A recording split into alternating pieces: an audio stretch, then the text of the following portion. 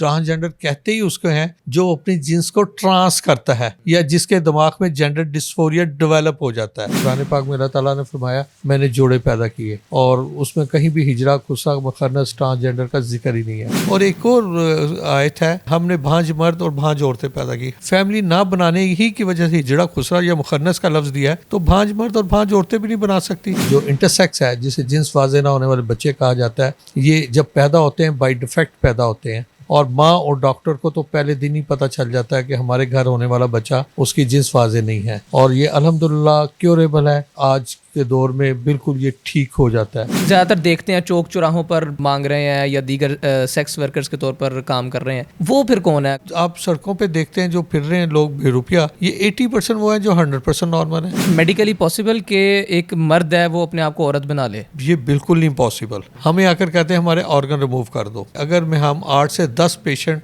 Transgender की हर महीने surgery करें तो करोड़ से 1.5 करोड़ रुपया इजीली कमा सकते हैं। हम उन्हें कहते हैं कि आप अगर ऑर्गन रिमूव कराओगे, आपका ना ही रहोगे ना शी रहोगे, आप सेक्स वर्कर बनोगे। बिस्मिल्लाहिर्रहमानिर्रहीम, अस्सलाम वालेकुम। मैं हूं उमर चीमा और आप देख रहे हैं दस्तक टीवी।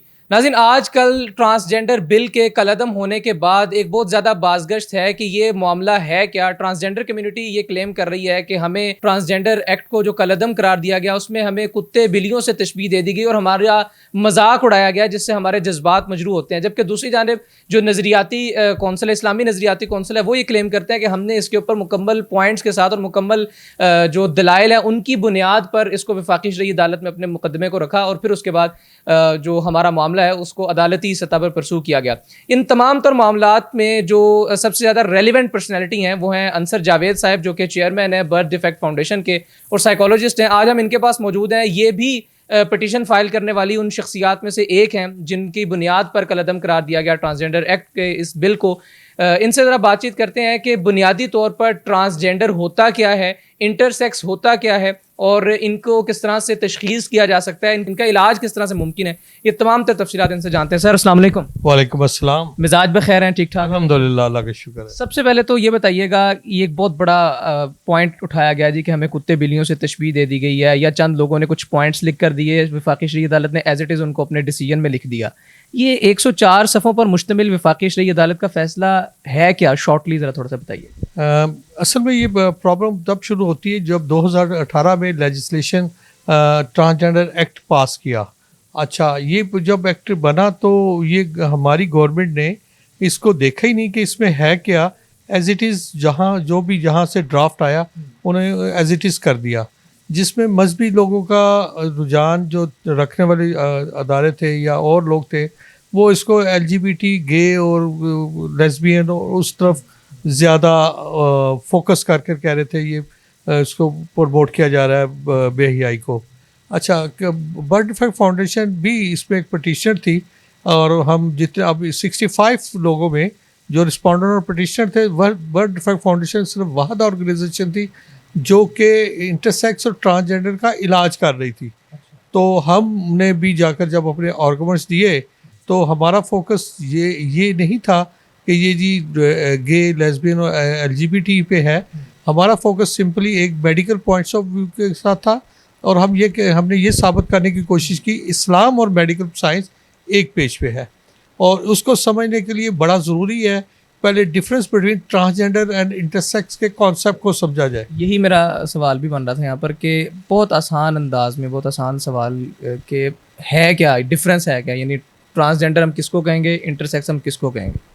बड़ी सादा ज़ुबान में एक लेमैन की समझ में आने के लिए मैं बात करूं तो जो इंटरसेक्स है, जिसे जिन्स वाजे ना होने वाले बच्चे कहा जाता है, ये जब पैदा होते हैं बाय डिफेक्ट पैदा होते हैं, और माँ और डॉक्टर को तो पहले दिन ही पता चल जाता है कि हमारे घर होने वाला बच्चा उसकी जिन्स वाजे नहीं है, और ये अल्हम्दुलिल्लाह क्योरेबल है, और आज के दौर में बिल्कुल ये ठीक हो जाता है।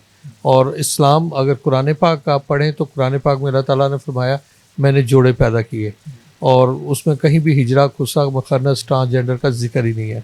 तो इसका मतलब ये बड़ा क्लियर हुआ कि ये सिर्फ बर्थ डिफेक्ट्स को एड्रेस किया गया है, और वो फ़िक़ा में भी है। और जो कुछ टेस्ट ऐसे थे जो नबी सल्लल्लाहु अलैहि वसल्लम ने 1400 साल पहले इंट्रोड्यूस कराए थे इंटरसेक्स के लिए, आज भी वैलिड थे। आज तो मशीनों ने उनको वो कंफर्म किया अल्लाह ताला की वाहनियत को। प्रॉब्लम कहाँ पे आती है प्रॉब्लम यहाँ पे आती है कि इंटरसेक्स का इलाज हम सर्जरी, मल्टीपल सर्जरी के साथ उनकी जीन्स को करेक्ट करते हैं। मीडिया कहता है चेंज करते हैं, हम कहते हैं हमने चेंज किया ही नहीं। At the time of the birth जो अल्लाह ने उसको जीन्स दी है उसको हमने करेक्ट कर दिया। अब प्रॉब्लम यहाँ से शुरू होती है, जो ट्रांसजेंडर हजरात हैं वो ये कहते हैं उनकी सर्जरी हुई तो हमारी क्यों नहीं हो सकती, हमारी भी सर्जरी करें। सर ट्रांसजेंडर की तरफ आते हैं ज़रा बाद में। इंटरसेक्स क्या है, मतलब इंटरसेक्स के अंदर आपने मुझे ऑफ कैमरा बताया कि 4 इसकी फर्दर टाइप्स हैं, तो ये इनको ज़रा थोड़ा सा वजाहत कीजिए। जी, इंटरसेक्स को अगर बिल्कुल आसान से आसान में बात करनी हो तो फिर उसकी 4 इकसाम हैं जो बर्थ डिफेक्ट के साथ पैदा होते हैं, मगर मैं उससे पहले 3 कुरान पाक के हवाले और हदीस से कहूँगा कि वो जहन में रखें तो कॉन्सेप्ट क्लियर हो जाएगा। नंबर 1, कुरान पाक में अल्लाह ताला फरमाया मैंने जोड़े पैदा किए, कहीं भी हिजड़ा, खुसरा, मुखन्नस का जिक्र नहीं है। एक हदीस है कि जो मर्द औरतों की शबाहत इख्तियार करें और जो औरतें मर्दों की शबाहत इख्तियार करें उन पर लानत है। ये ट्रांसजेंडर को एड्रेस किया गया है। और एक और आयत है कि हमने भांज मर्द और भांज औरतें पैदा की, हम ही उसको जानते हैं। अब जब हम इंटरसेक्स की बात करते हैं तो उसकी मेनली 4 इकसाम है। नंबर 1, ऐसे बच्चे पैदा होते हैं जिनके ऑर्गन डेवलप नहीं होते, वो मेल भी हैं और फीमेल भी हैं, कोई अबाम नहीं है, क्लैरिटी के साथ या वो लड़का है या लड़की है। हमारी सोसाइटी उनको खुसरा, हिजड़ा, मुखन्नस कहते हैं क्योंकि फैमिली नहीं बना सकते, ये बहुत ही कम तादाद में है। हमारा आर्गूमेंट ये है कि अगर फैमिली ना बनाने ही की वजह से हिजड़ा, खुसरा या मुखन्नस का लफ्ज़ दिया है तो भांज मर्द और भांज औरतें भी नहीं बना सकती, उनके लिए भी ये टाइटल के गलत है, दोनों के लिए गलत है। हम ये कहते हैं ये एक बर्थ डिफेक्ट है, जैसे एक अंधा पैदा हो गया, एक गूंगा बहरा पैदा हो गया, पाँव टेढ़े, भेंगापन, 18 टाइप ऑफ बर्थ डिफेक्ट्स है। जैसे बच्चे पैदा होते हैं, एक बच्चा ये भी पैदा हो गया, ये ऐसा डिफेक्ट है जो क्योरेबल नहीं है ना, और बहुत कम तादाद में है ये लोग, तो इसको एज ए बर्थ डिफेक्ट लें। ये बड़ा क्लैरिटी के साथ लड़का है या लड़की है, बीच की कोई शक्ल नहीं जो जिसको आप कह सके। दूसरी किस्म ये है कि ड्यूअल ऑर्गन, मेल ऑर्गन भी है और फीमेल ऑर्गन भी है। हम एक टेस्ट प्रोसेस से गुजारते हैं और उसमें प्रोडक्टिव ऑर्गन को रख लेते हैं और नॉन प्रोडक्टिव को रिमूव कर लेते हैं। अच्छा, ड्यूअल ऑर्गन की वजह से भी जहालत और लाइलमी की वजह से लोग इसको हिजड़ा, खुसरा, मुखन्नस, तीसरी मखलूक ऐसे अल्फाज से याद करते हैं, ये कहते हैं तो ये समझते हैं इनकी बदवा लग जाती है, इनको कुछ नहीं कहना। ये क्योरेबल हैं। जब हम इनकी सर्जरी करके इनके एक प्रोडक्टिव ऑर्गन रखकर नॉन प्रोडक्टिव को रिमूव करते हैं तो नॉर्मल हो जाते हैं, या क्लैरिटी के साथ लड़का, तो मामला ठीक हो गया। तीसरी किस्म ये है, ये CH पेशेंट होते हैं। अच्छा, इनमें ये होता है कि इसमें 97% लड़कियाँ होती हैं, इनका जो ख़वातीन वाला एक्सटर्नल स्ट्रक्चर है वो वाज़े नहीं होता जैसे हमारे बच्चियों का है। हम मगर उसमें यूट्रस और ओवरी सब कुछ कंप्लीट होता है। हम क्या करते हैं कि उनके स्ट्रक्चर की शेप अप कर देते हैं, जब शेप बनती है तो रास्ता बन जाता है और वो नॉर्मल हो जाती हैं। और अल्हम्दुलिल्लाह इस वक्त हमारी जिनकी हमने सर्जरी की CH पेशेंट की, एक बच्ची माशाल्लाह माँ बन गई है, उसके बेबी है, दूसरी की शादी हुई है, उसने कंसीव किया हुआ है, वो भी अनकरीब माँ बनने वाली है। कहने का मतलब है ये डिफेक्ट दूर हुआ तो वो नॉर्मल लाइफ में आ गए। और यहाँ आपने जिन्स तब्दील नहीं की, करेक्ट की है। हम जिसको चेंज कर ही नहीं सकते। ये जो तीसरी किस्म है CH वाली, ये सिर्फ ख़वातीन से ही ख़ास है? ये 97% लड़कियाँ होती हैं, मगर इसमें सिर्फ एक ही प्रॉब्लम है, इस कैटेगरी में इनको लाइफ टाइम 2 मेडिसिन खाना पड़ती हैं जो उनके हार्मोन्स को कंट्रोल करती हैं। इनकी छोटी उम्र में डेथ के चांसेस भी ज़्यादा होते हैं, बड़ी उम्र में भी अगर ये नहीं खाएंगे रंग पेल हो जाएगा, वॉमिटिंग शुरू होगी और डिफरेंट चीज़ इश्यूज़ उनके साथ रहेगा। अगर ये मेडिसिन खाते रहें तो ये है, तो एक तो क्रेडिट जाएगा शेख लतीफ़ साहब हैं, उनकी बड़ी कंट्रीब्यूशन है इस मेडिसिन में। और असल तो इम्पोर्टेड जो मेडिसिन है वो तकरीबन 15 to 20,000 रुपीज़ पर मंथ 1 माह की डोज बनती है। पहले तो हम अपने ही सर्जरी किए हुए बच्चों को दे रहे थे, अल्हम्दुलिल्लाह पाकिस्तान में हमारे 5 सेंटर हैं। अब हमने सबके लिए ओपन कर दिया कि आप किसी भी के से इलाज करवा रहे हो, ये life time medicine birth defect foundation को फ्री दे रही है। और किसी भी हमारे सेंटर से, लाहौर, कराची, पिंडी, बहावलपुर, से आप ये ले सकते हैं। और नाज़रीन यहाँ मैं आपको बताऊं कि ये दुनिया की उन चंद एक NGOs में से एक NGO है जो कि इस मखसूस मौजू पर काम कर रही है। सर चौथी चैरिटी पर काम, सर चौथी जो किस्म है वो बताइए। चौथी किस्म यह है कि एक बच्चा पैदा हुआ तो माँ बाप ने खुद ही उसको देखा, पता है बर्थ डिफेक्ट के साथ है, पता है क्लैरिटी ऑफ जेंडर नहीं है, उन्होंने देखा कि कुछ सिम्टम्स नज़र आए, उन्होंने कहा ये लड़की है, टैग लड़की का लगाकर उसका ब्रॉटअप लड़कियों वाला शुरू कर दिया। एक का देखा, उन्हें फील हुआ कि ये शायद लड़का है, उसका टैग लड़के का लगाकर उसका ब्रॉटअप वो शुरू कर दिया। अब हुआ ये कि एक लड़का था उसको लड़की समझकर पाल रहे हैं और एक लड़के को लड़की समझकर पाल रहे हैं, दो डिफरेंट। जब हमारे पास आता है, जब हम एक टेस्ट करते हैं, क्यूरोटाइपिंग टेस्ट है जिसमें हमें XY और XY का पता चल जाता है।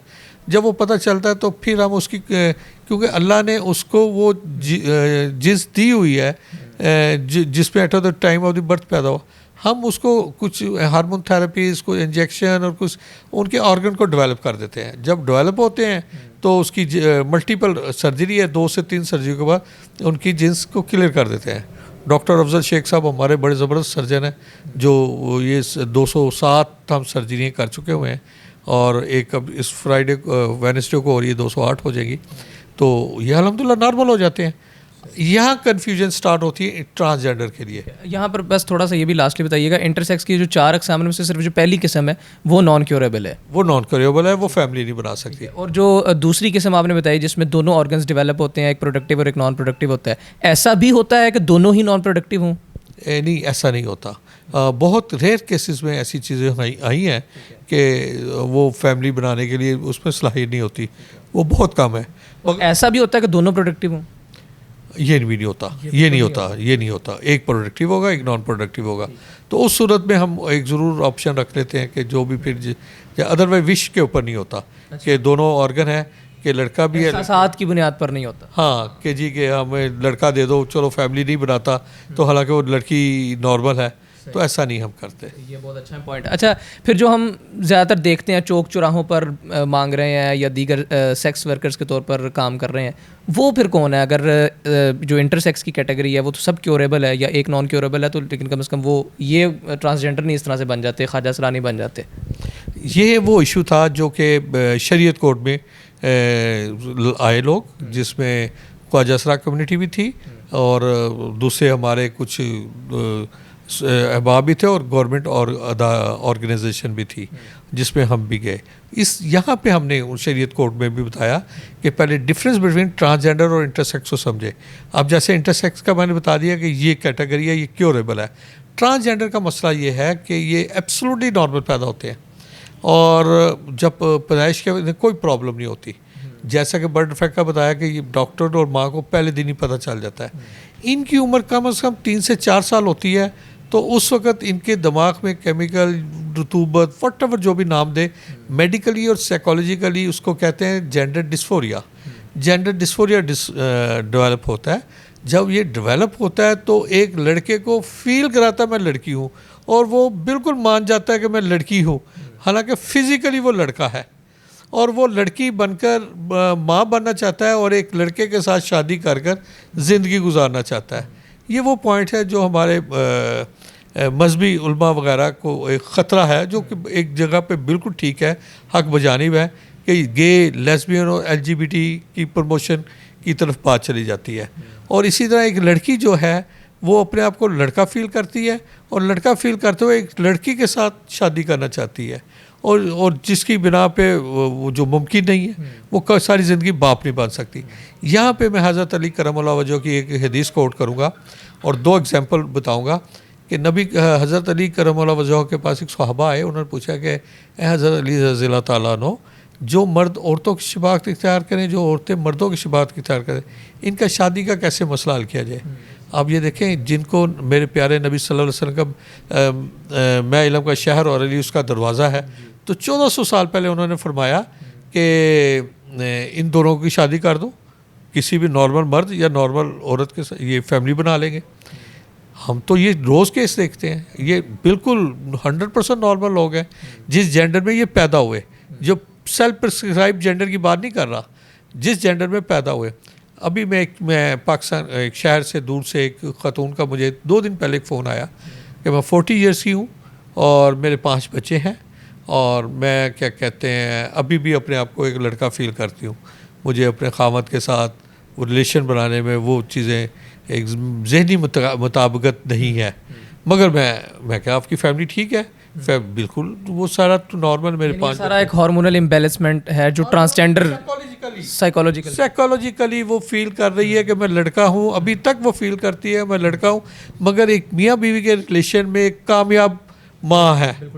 ये तो चीज़ फिर हम बचपन में भी ऑब्जर्व करते हैं ना कि अक्सर जो बच्चे होते हैं वो ख़वातीन की तरह बनाओ सिंगार करना शुरू कर देते हैं, दुपट्टा लेना शुरू कर देते हैं, या कुछ बच्चे जो हैं वो कहना शुरू कर दे या बच्चियाँ कहना शुरू कर देते हैं कि मैं जा रहा हूँ, मैं आ रहा हूँ। तो वहाँ से अगर हम उनको प्रमोट करते हैं, उनको इनक्रेज करते हैं, तो ये तो एक फैमिली ही उस हार्मोन को ज़्यादा नहीं बढ़ा देती। देखें अगर ट्रांसजेंडर की भी ना 4 इकसाम है। ये भी बड़ी इंटरेस्टिंग 4 या 5 है। पहली किस्म तो ये है जिस ट्रांसजेंडर कहते ही उसको हैं जो अपनी जिन्स को ट्रांस करता है या जिसके दिमाग में जेंडर डिस्फोरिया डेवलप हो जाता है। ये तो एक प्योरीफाई फॉर्म है। उसके बाद आप सड़कों पे देखते हैं जो फिर रहे हैं लोग बेरुपिया, ये 80% वो हैं जो 100% नॉर्मल हैं। अगर इनको आप शाम को वापस जब अपने घर जाते हैं मुँह हाथ धोते हैं 100% नॉर्मल मर्दों की तरह जाते हैं, फैमिली है, बच्चे हैं। दूसरी किस्म ये है कि माँ बाप एक बच्चे को ट्रांसजेंडर बना देते हैं।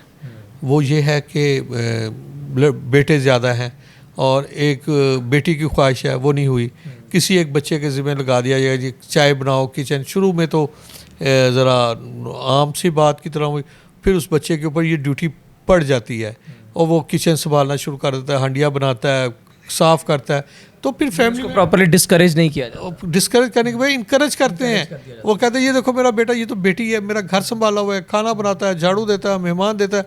वो उसके ऊपर इतनी हैमरिंग होती है, इतनी हैमरिंग होती है, वो साइकोलॉजिकली वो बिहेवियर को अडॉप्ट कर लेता है कि मैं लड़की ही हूँ। अच्छा सर, इज़ इट पॉसिबल कि एक कम्प्लीटली खातून है या एक कम्प्लीटली मर्द है और वो चंद मखसूस मकासद के हुसूल के लिए कम्प्लीटली अपने आप को औरत या मर्द बना में कन्वर्ट कर ले? देखें ट्रांसजेंडर का तो अगर आप मुझसे इस हवाले से पूछें तो ट्रांसजेंडर का तो प्रॉब्लम ही ये है। इसकी अगली जो फॉर्म जो बनती है ना, ये जब जो हमारा शरीयत कोड में चल रहा था, मैं पहले उसको भी कंप्लीट कर दूं, ये आपके लिए बड़ा इंपॉर्टेंट है और जनरल पब्लिक के लिए है। ये उन्होंने जो लेजिस्लेटिव एक्ट था उसमें इनको इजाज़त दी थी कि नादरा में जाएं, आप अपने आप को लड़की या लड़का जो समझते हो, जो सेल्फ प्रिस्क्राइब जेंडर है उसके मुताबिक अपने आप को रजिस्टर करवा लो। नादरा में ना सिर्फ रजिस्टर होगा, आपका ड्राइविंग लाइसेंस, आपके डॉक्यूमेंट्स, आपके इवन के विरासत के कागजात में भी आपकी जेंडर चेंज हो जाएगी। हमारा आर्गूमेंट्स ये था कि अगर नादरा में कोई भी शख्स जाकर अपने आप को लड़का या लड़की कहे तो नादरा रजिस्टर कर लेता है। Being a chairman of the bird fact, मैं अगर जाकर कहता हूँ मैं लड़की हूँ तो नादरा के पास कोई प्रूफ नहीं है। मेरी सिंपल एक स्टेटमेंट के ऊपर मुझे ट्रांसजेंडर वो रजिस्टर कर लेगा। तो इसका मतलब 22 करोड़ या 24 करोड़ जो पाकिस्तान है, कोई भी जाकर अपने आप को ट्रांसजेंडर अपने मखसूस मुखासब नहीं, इज़ इट मेडिकली पॉसिबल कि एक मर्द है वो अपने आप को औरत बना ले? देखिए ये बिल्कुल नहीं पॉसिबल। ये जब ये प्रॉब्लम इनको यहीं पे शुरू होता है हमारे इंटरसेक्स पेशेंट को देखकर। हमें आकर कहते हैं हमारे ऑर्गन रिमूव कर दो।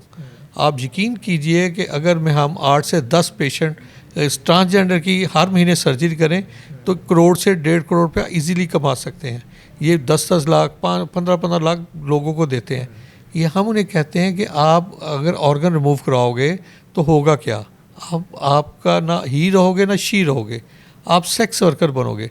सेक्स वर्कर बाद अगली फॉर्म वो जो जिसका हमारे मजहबी उलमा और हज़रात खदशा जाहिर करते हैं, डेफिनेटली उसकी तरफ ये ज़्यादा ये लोग बढ़ जाएंगे। सर लास्टली बस ये बता दीजिएगा कि जेंडर और सेक्स के दरमियान डिफरेंस है या ये दोनों सिनोनिम्स हैं आपस में? देखें जेंडर उसे कहते हैं कि आप जिस जेंडर में अल्लाह ताला ने आपको पैदा किया, और अगर आप उस जेंडर में मेल हैं तो आपका सेक्स भी मेल है, अगर आप फीमेल हैं तो आपका सेक्स भी मेल है। ट्रांसजेंडर में प्रॉब्लम उलट है, आप पैदा तो लड़का हुए और अपने आप को इंट्रोड्यूस करवा रहे हैं फीमेल। ये असल में 1960 में रॉबर्ट स्टॉलर था, एक अंग्रेज़ बंदा जिसने सेल्फ प्रिस्क्राइब जेंडर इंट्रोड्यूस कराई थी। उसने ये कहा था कि आप जिस जेंडर में पैदा होते हैं वो आपकी एक जेंडर है, और जिस जेंडर में आप बिहेव करते हो, अपने आप को रखना चाहते हो, वो आपकी वो जेंडर है, और उसको एक्सेप्ट कर लिया जाए जो आप ज़ाहरी तौर पे करते हो।